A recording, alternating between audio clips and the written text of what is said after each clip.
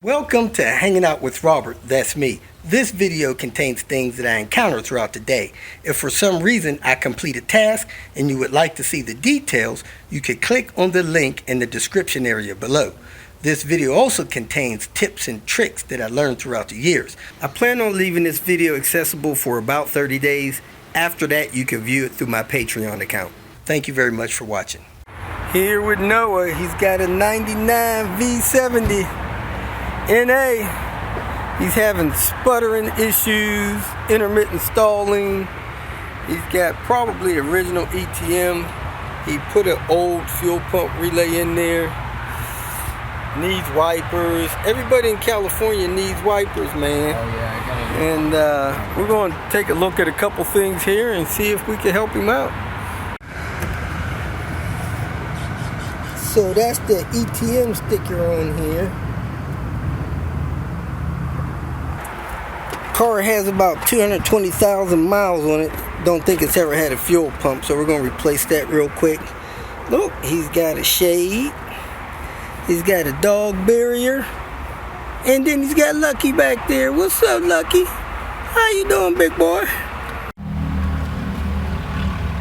At the new pumping, don't hear it running. Bump the starter. What's that? Bump the starter. Just make it like click real quick. Yeah. Yeah, I hear it that time. Cut it off, do that one more time.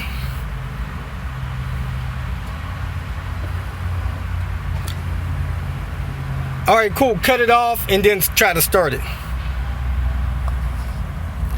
No leaks. That's good. Fired right up. Probably need to get some water and wash that down, or it'll dry up and evaporate sooner or later. Got a light bulb change for the license plate. Now we're 100% legal back here anyway. Put this floor panel back in and see what we got going on next. Back here in the rear hatch, we got a couple of wires busted. So we're gonna fix a couple and test everything out back here and make sure everything works before we close this back up. HML works. That's high mount brake light. Dome lights working. Rear wipers working. This car is going to be regular taxi cab soon. Last but not least, AC clutch gap, baby. We're going to close this up. There it is, folks. Zip ties in the compressor. This one, the gap wasn't really big, so I didn't put the fat part of the zip tie in there to tie it, but I normally leave them like that, never had a problem.